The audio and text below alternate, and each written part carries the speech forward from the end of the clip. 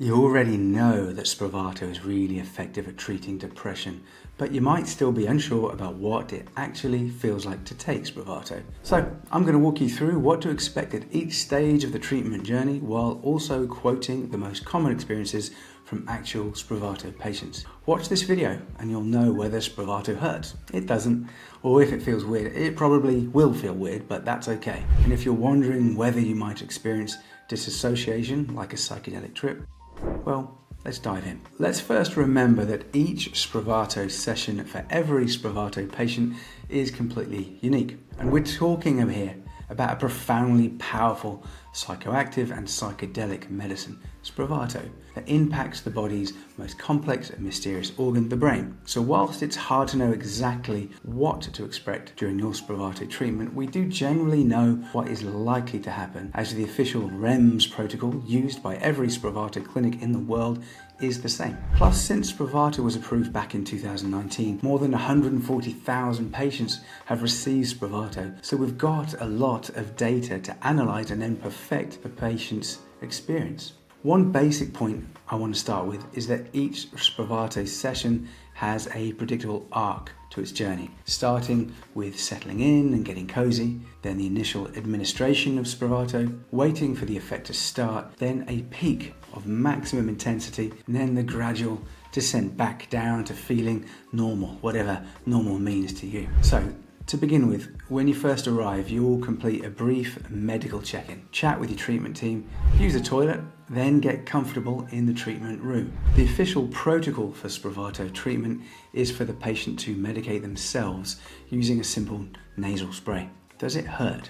No physical pain. Perhaps some mild tingling, and the nasal spray may leave an odd taste and a slight post-nasal drip. And then, once the Spravato has been administered, you then wait 2 hours, what is called observation or monitoring time. And at Marpa Minds, patients typically lie back in their reclining chair, listen to our curated playlists or guided meditations. Some patients might write in their journal or put on the eye masks which we provide, and this can really help people feel grounded and more ready to turn their attention inwards. First time patients might get a bit nervous, wondering what's about to happen, or impatient for the effects to kick in. And that's why we always develop rapport with our patients first, so they feel safe with the clinical team and trust the treatment process. They can simply relax into letting go and going deep into themselves. And then, after about 15 or 20 minutes, people start to notice the medicine taking effect, and mostly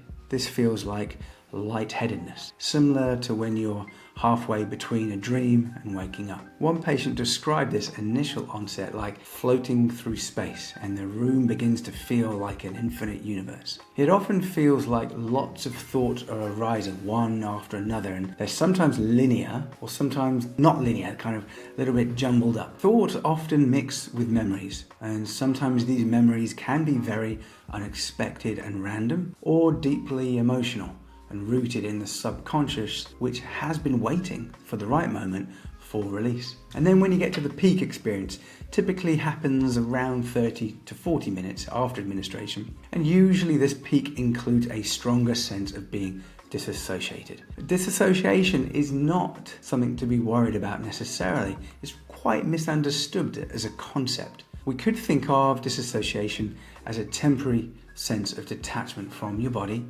your surroundings, your sense of time, or your sense of being real. It's a known and expected part of the treatment experience, so don't worry. It actually helps the brain to reset and rewire, and for our typically rigid defense mechanisms to then relinquish their control that's always trying to make everything certain and predictable. One patient described their disassociation as my body dissolving into nothingness. Another very common feeling is losing track of time.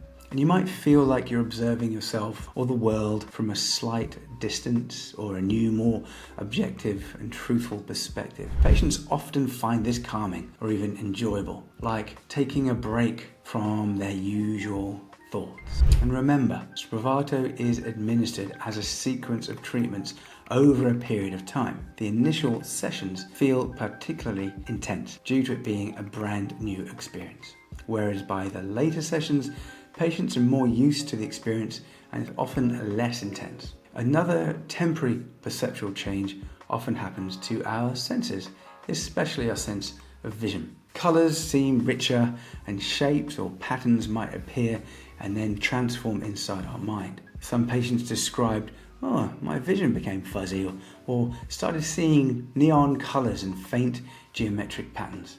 And these perceptual changes might be very subtle, with blurred lights or shadows, or they could become vast landscapes or somewhat surreal special effects like being in a movie. And interestingly, these visions could happen both with your eyes open or closed. The details of sounds can also be amplified, so the music you listen to is really crucial to get it right because it's got such a big influence on shaping your experience. These brief perceptual changes wear off before you leave the clinic, so don't worry about them being never-ending.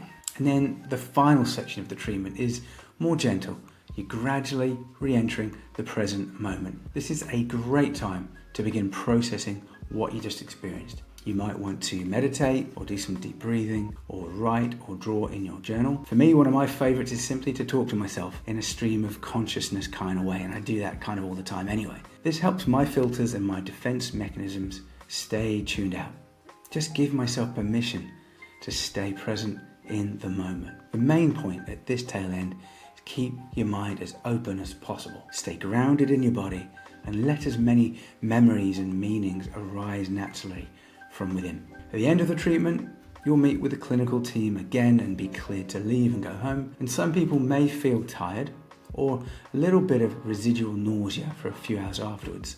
And that's why you're not allowed to drive home or operate machinery until the next day. Okay, so that's the arc of the Spravato journey. Now we're going to answer some rapid fire questions that everyone always asks us about what does Spravato actually feel like. So let's start with the question, does Spravato treatment feel good? And for many people, yes, it does. How often in life do you get in a comfortable chair and listen to relaxing music and then simply be with yourself? That feels good just alone doing that. Simply doing nothing can be deeply relaxing. But then there's also the feeling of having a mental reset, letting go of all the worries and heaviness that you brought into the clinic that day. And some patients even describe euphoria, emotional lightness, mental clarity during their session. It's really important to say here though that you don't have to enjoy the treatment for it to work. Whether the session feels good or not, Spravato still works on your brain. Its healing effects on depression and neuroplasticity happen regardless of how it feels in the moment. Another common question people ask is, does it feel weird? And honestly, it can feel a bit unusual, especially with dissociation or those heightened senses, but weird in a manageable and often positive way. Think of it as a new perspective rather than something unsettling.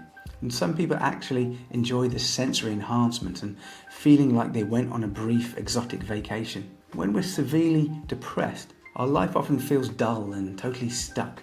So a little bit of weirdness thrown in there can really help to loosen us up and reawaken our brain's potential. We often get asked whether Spravato treatment is emotionally overwhelming. Will it get hard? Will I cry? And everyone's different, but yes, sessions can bring up intense emotions. It's not essential, but healing depression often needs us to feel intense feelings. It's a therapeutic release for emotions to break through the surface and then move through us and out of us. And sometimes challenging existential thoughts can come up. Realizations about life and death. Big questions about who am I really? And so we create a safe space for our patients to go into whatever comes up, to feel supported enough to find ways to work through their experience. Sadness and crying, yeah. Shouting, maybe. Breathing deeply, it's all okay whenever healing is happening. Here's how some patients have described their emotional sessions. I started crying and it felt really cleansing. My emotions were at full volume. I was hypersensitive for most of the time. I had so many insights and epiphanies. And because Spravato is a ketamine-based medicine, people often wonder, will I hallucinate? And as I already mentioned earlier, mild visual or sensory shifts do often occur, but full hallucinations or trips are more uncommon, but do happen sometimes. And because they feel so profoundly relaxed, patients ask, does it matter if I fall asleep? And from what we can tell, no, it doesn't matter.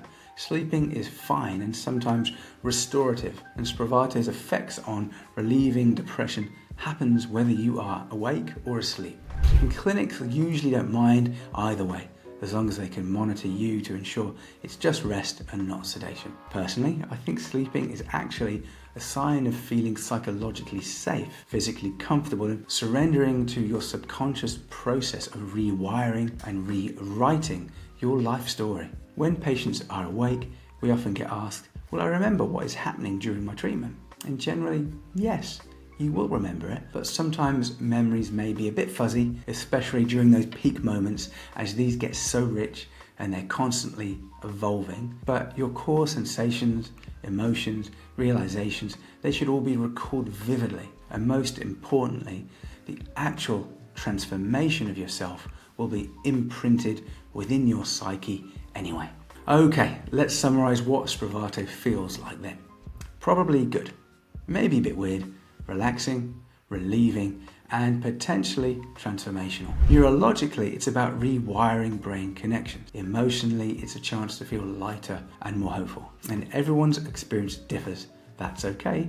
Your experience will be yours alone and uniquely focused around whatever your healing journey needs to happen next. Spravato is relatively new, I get it, and it's different to simply taking an antidepressant pill every day.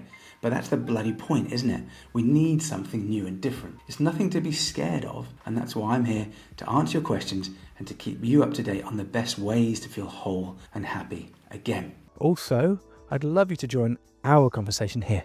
So please like the video, subscribe to the channel, and let us know your thoughts in the comments below. Thanks again for watching, and thanks to our sponsor, Marpa Minds, a network of next-generation mental health clinics offering Spravato and Ketamine treatment for depression. Go to marpaminds.com for more information.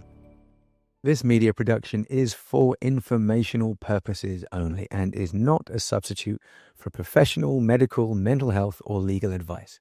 If you need support, please consult a qualified professional, and we do not encourage or condone illegal activities. Please educate yourself on the laws in your region and consult a medical professional before making any health-related decisions.